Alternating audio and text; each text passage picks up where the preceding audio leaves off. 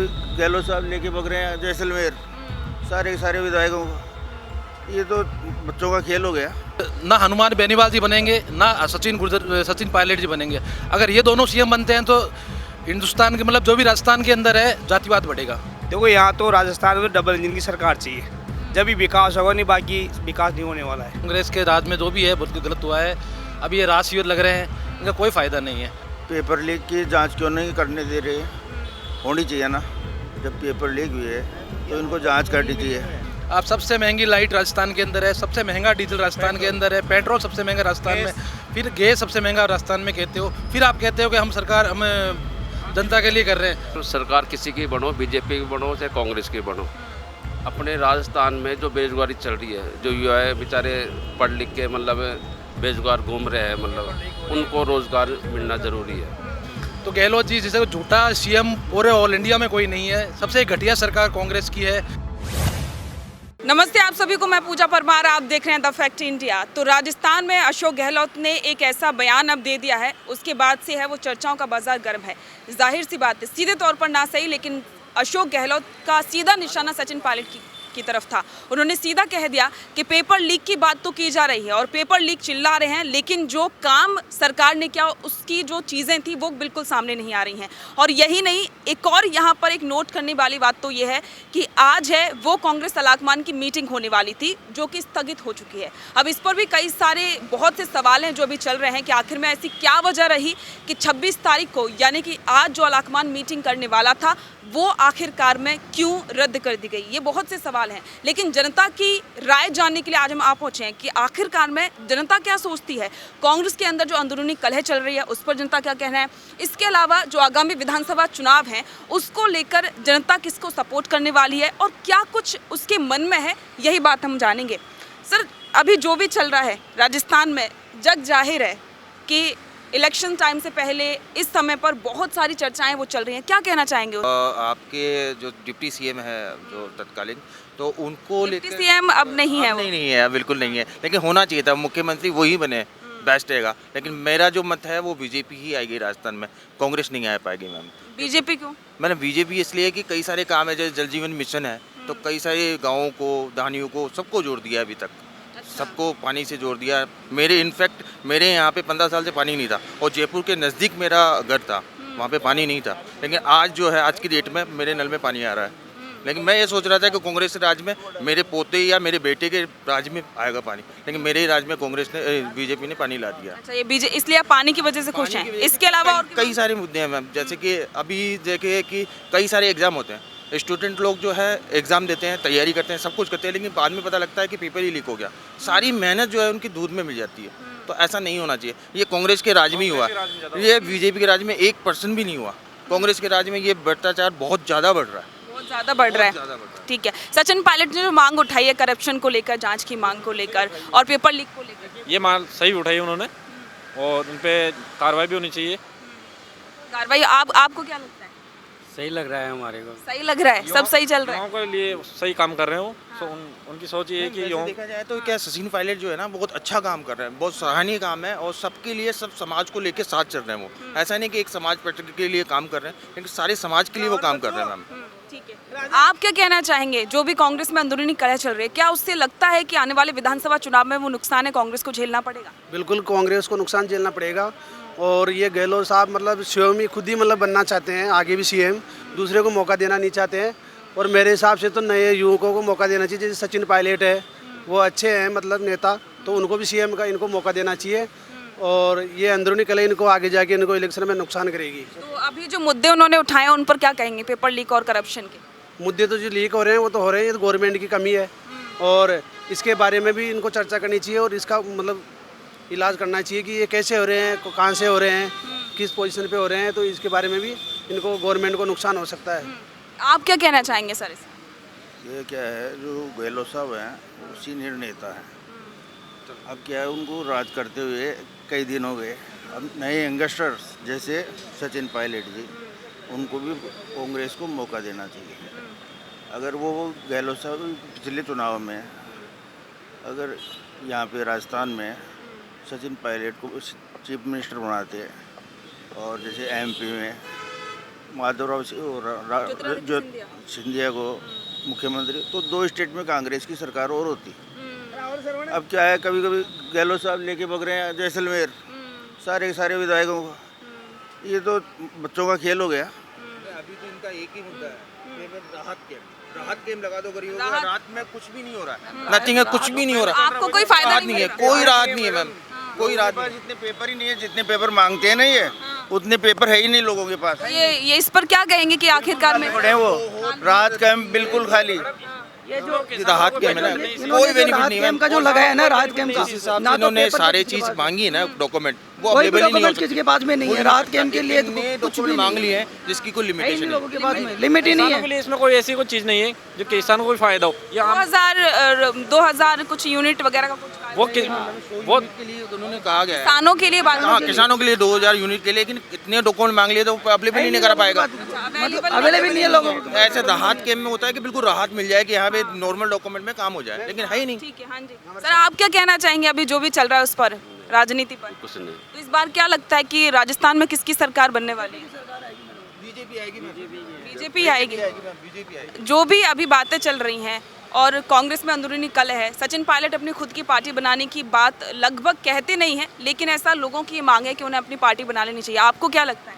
देखो, यहाँ तो राजस्थान में डबल इंजन की सरकार चाहिए, जब भी विकास होगा, नहीं बाकी विकास नहीं होने वाला है। तो डबल इंजन की सरकार कौन हो सकती है? बीजेपी। बीजेपी के अलावा? बस यहाँ तो बीजेपी है, राजस्थान में दोबारा बीजेपी आएगी। बाकी ये तो जो कैंप राहत कैंप लगा रहा है, इसमें सब ऐसा ये कोई फायदा नहीं मिल रहा पब्लिक को, बिल्कुल भी फायदा नहीं। गहलोत तो सीधे कहते हैं कि अभी कल ही उन्होंने यही बयान दिया था कि पेपर लीक का मुद्दे पर बात हो रही है, लेकिन जो विकास के उस पर बात ही नहीं हो रही। वो सब झूठे हैं, वो पब्लिक को अपनी सरकार बनाना चाह रहे हैं। वो भाई दोबारा रिपीट सरकार हो जाए अपनी बस, और कुछ नहीं होने वाला फायदा पब्लिक को। आप क्या कहना चाह रहे हैं सर? पेपर लीक की जांच क्यों नहीं करने दे रहे? होनी चाहिए ना, जब पेपर लीक हुई है तो इनको जांच करनी चाहिए। और क्या है, इन्होंने गठजोड़ बना रखा अपना सिस्टम।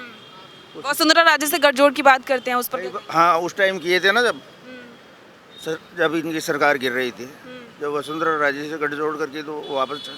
अच्छा, वसुंधरा राजे, यही बात है जो सचिन पायलट ने उठाई है। अभी जो भी चल रहा है, आप क्या कहना चाहेंगे उस पर? तो मैं बीजेपी के साथ हूँ। बीजेपी के साथ हैं? बीजेपी के साथ क्यों? कांग्रेस के राज में जो भी है बहुत गलत हुआ है। अभी ये राज शिविर लग रहे हैं, इनका कोई फ़ायदा नहीं है। आप एक राज शिविर लेते हो, राज शिविर में गवर्नमेंट ने मेरे हिसाब से 1 से 1.5 लाख रुपये पास करा है, तो वही पैसा डायरेक्ट आप जनता का पैसा जनता को देकर आप जनता को पागल बना रहे हो। और राज शिविर में जाकर फ़ायदा मिलेगा 6 महीने के बाद में आप फ़ायदा मिलेगा, जब तक आपको आचार संहिता लग जाएगी कोई फ़ायदा नहीं है। गवर्नमेंट का ये झूठा है और प्रोपोगेंडा है, कोई मतलब नहीं है। आप सबसे महंगी लाइट राजस्थान के अंदर है, सबसे महंगा डीजल राजस्थान के अंदर है, पेट्रोल सबसे महंगा राजस्थान में, फिर गैस सबसे महंगा राजस्थान में कहते हो, फिर आप कहते हो कि हम सरकार हम जनता के लिए कर रहे हैं। तो गहलोत जी जैसे झूठा सीएम पूरे ऑल इंडिया में कोई नहीं है, सबसे घटिया सरकार कांग्रेस की है। और मैं तो सभी युवाओं से कहना चाहता हूँ, भाई महंगाई तो हमारे बस की बात नहीं है, अगर आपको शौक पूरे करने तो महंगाई बढ़ेगी, लेकिन इस कांग्रेस सरकार को कभी वोट मत देना।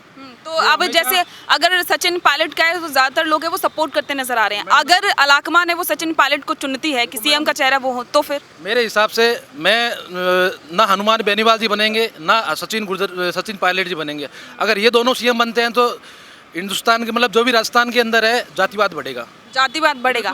सचिन पायलट और हनुमान बेनीवाल की वजह से जातिवाद? दोनों जातिवाद वाले नेता है। ऐसा क्यों लगता है? बिल्कुल है मैडम, जातिवाद है।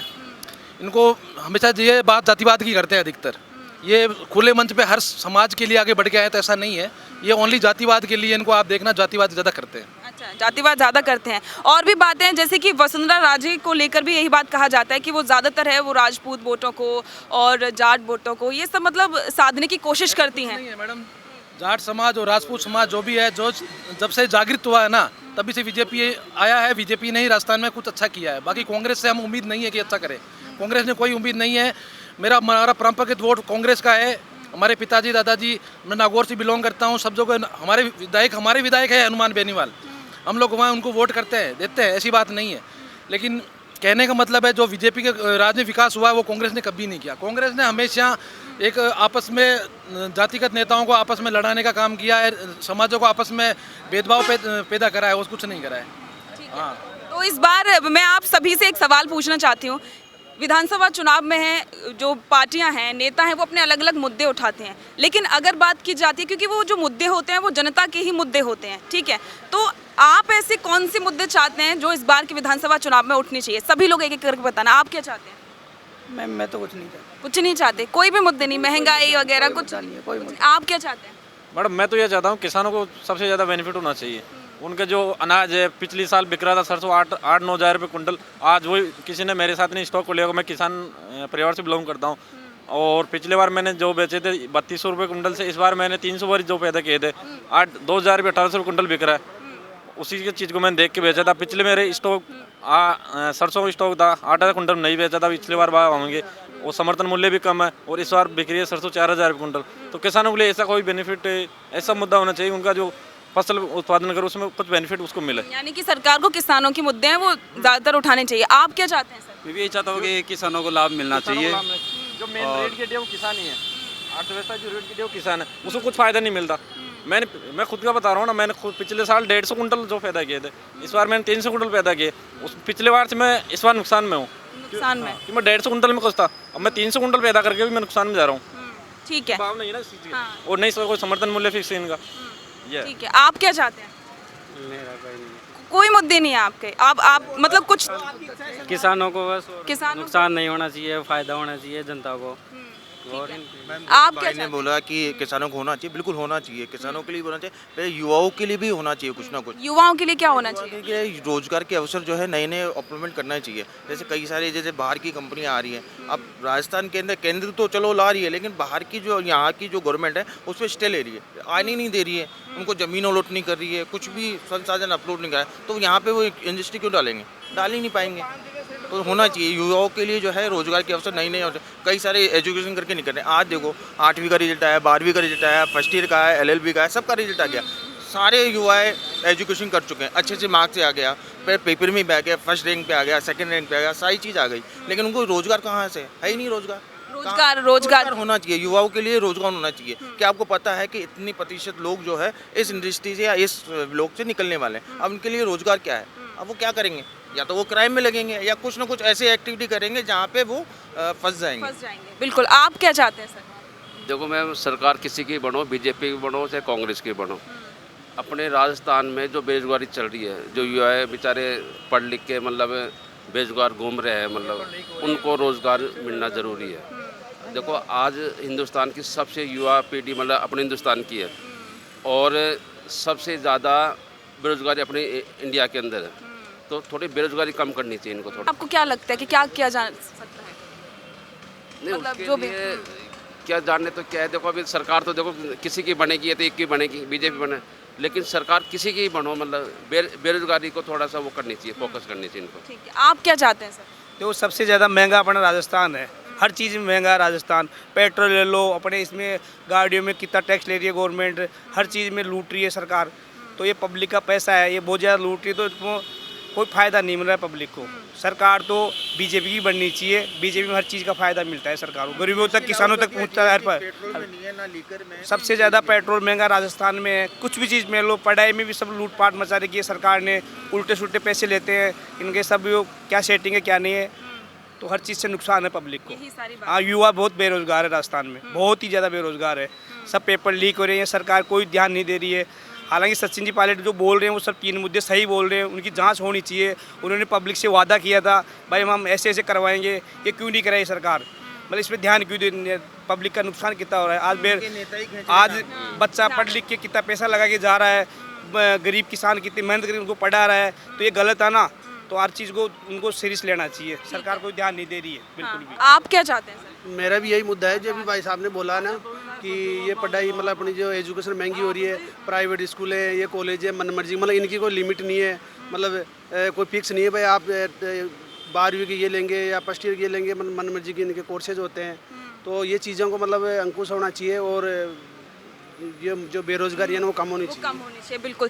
तो यहाँ पर जो भी सभी लोगों ने अपने अपने रिव्यू रखे, अपने अपने विचार रखे और सबका यही कहना है सबसे ज़्यादा जो फोकस किया गया वो बेरोजगारी पर किया गया, क्योंकि राजस्थान में अब एजुकेशन है वो लेवल धीरे धीरे करके आगे बढ़ रहा है। जाहिर सी बात है युवा है वो आगे बढ़ रहे हैं और पढ़ाई के प्रति उनका ध्यान भी जा रहा है, लेकिन वो पढ़ तो लेते हैं लेकिन रोजगार नहीं मिलता। तो लोगों की यही मांग है कि रोजगार मिलना चाहिए। और इसके अलावा किसान क्योंकि एक नींव होते हैं किसी भी अर्थव्यवस्था की, तो किसानों पर भी बात होनी चाहिए और किसानों पर ज़्यादा ध्यान देना चाहिए। योजनाएं हैं, उन पर योजनाएं तो लागू कर दी जाती हैं, लेकिन वो सही तरीके से उनका इम्प्लीमेंट नहीं होता है। तो किसानों के लिए भी सरकार को है वो ध्यान देना चाहिए, इसके अलावा युवाओं को ध्यान देना चाहिए। तो ऐसे बहुत सारे मुद्दे हैं जो भी चल रहे हैं राजस्थान में, और जनता चाहती है कि ये मुद्दे हैं वो इस बार की विधानसभा चुनाव में वो आगे नेता हैं वो उठने चाहिए और आगे जाने चाहिए।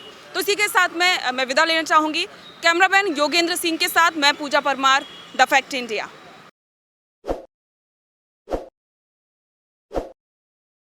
ताज़ा खबरों के लिए विजिट करें द फैक्ट इंडिया की वेबसाइट और डाउनलोड करें द फैक्ट इंडिया ऐप।